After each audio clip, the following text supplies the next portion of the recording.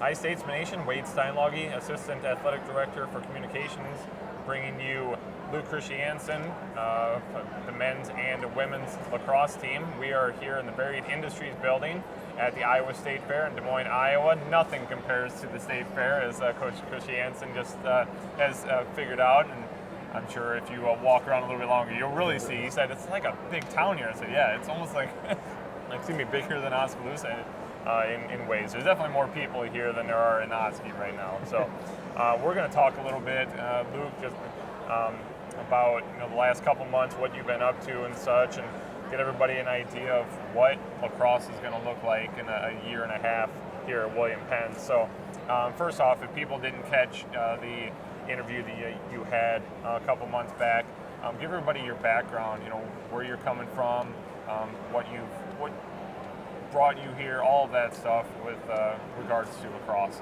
Yep, so I'm coming here from East Carolina University, where I was coaching that team. We kind of turned that program around, went from a 2-8 team to an 8-3 team.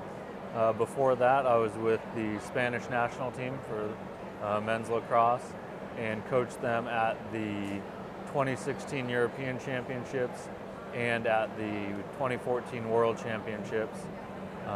Really just a great experience, really helped to solidify the foundation of their program and get them going in the right direction. Right. And before that, I was at my alma mater, Southern Virginia, really kind of helping as a recruiting coordinator and helping them with elevating their program to a new level of when they were joining a new conference. Right. And before that, I got my first kind of head coaching start at Camden Military Academy. Great experience being around a lot of great leaders, former Green Berets, former Navy SEALs, so really great experience in leadership while I was there. Had a lot of success on the field, and my first coaching job was as a defensive coordinator at Utah State University, and just was a great opportunity to get my feet wet and get into the game, and that's where I really learned that I had a love for coaching. Right. Obviously, having an opportunity to start a new program had to been very exciting for you. Yep. But talk about, I guess, day one and running up until, I guess, whatever day we're at here, and somewhere inside the first 100 days here for you. But tell us about what you've been doing since taking over the program. Yep. So we've been recruiting pretty much 24/7 since I took the job. Shortly after, it was announced I had a knee surgery, right. And so I was essentially chained to my desk for about 5 to 6 weeks, and so that actually worked out well, where I was just on the phone, on the computer, getting all the right connections as far as recruits go, and that really gave us a good kickstart. And then from that point, once I was able to get out on the trail, I've been to a couple of different recruiting tournaments, Kansas City, Minneapolis, Salt Lake, and really just starting to see a lot of success as far as recruiting goes. Yeah.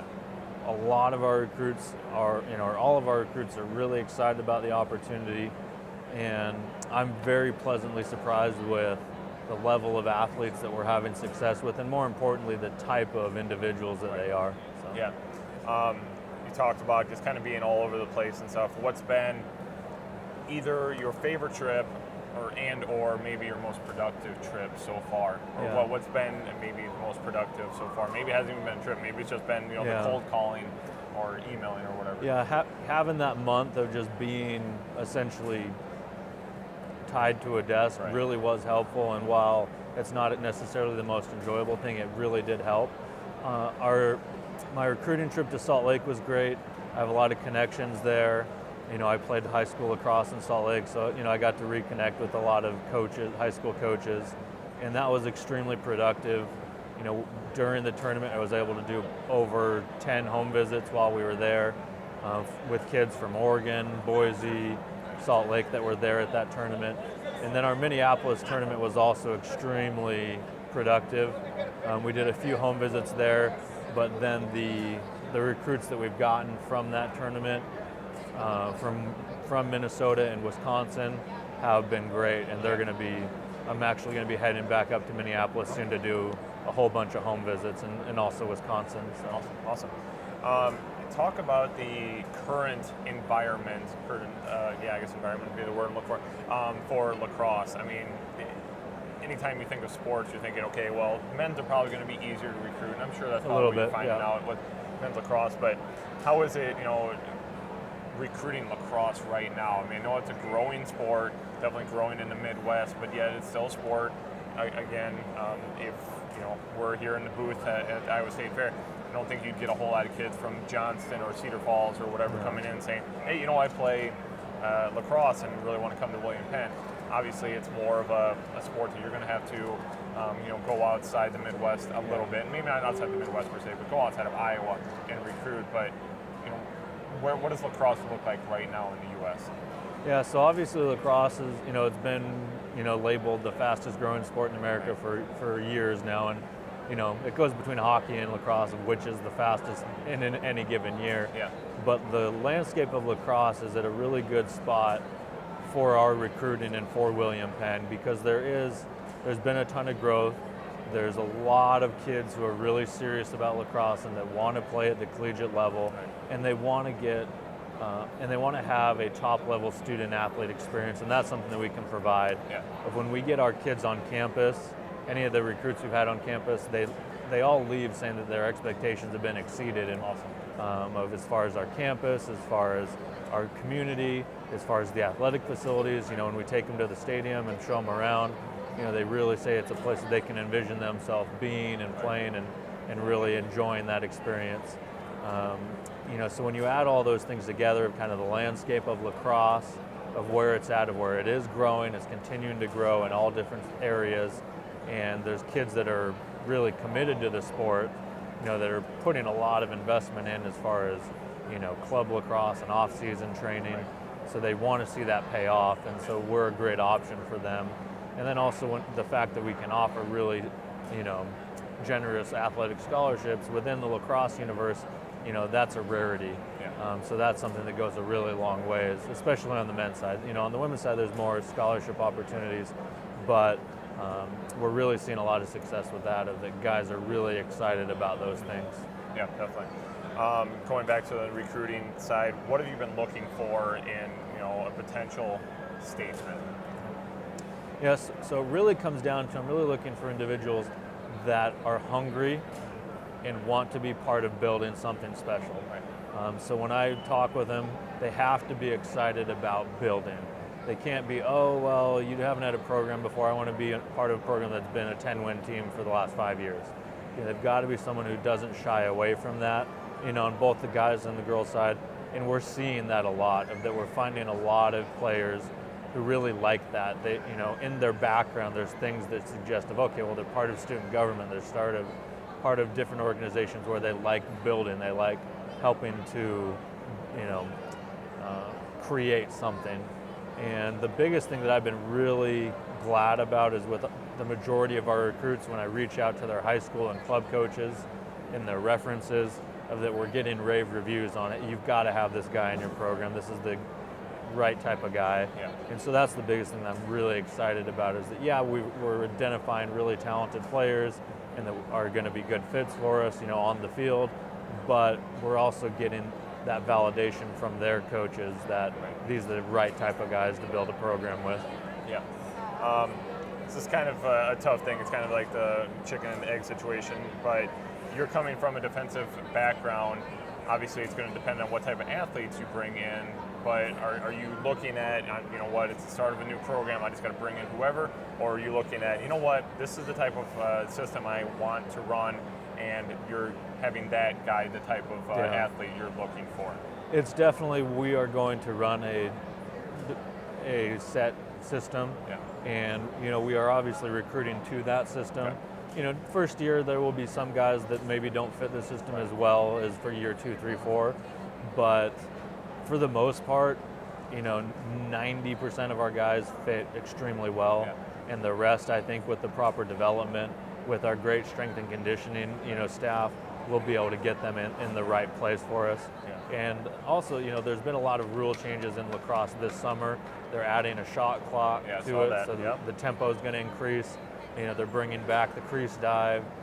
So with our systems that we have in place, both defensively and offensively, we're really going to be set up really well. So take the systems that we have, throw in our extraordinary strength and conditioning staff, and we're going to be in a really good position. And then our recruits are going to complement that really well. For example, our midfielders, the majority that we're recruiting are extraordinary athletes that can play both ways, get up and down the field, and are playmakers, and that's only going to fare really well with the new rule changes. And then once you throw in the fact that we're going to make them a lot stronger and faster, and we're going to be in a really good spot, I think. Yeah, definitely.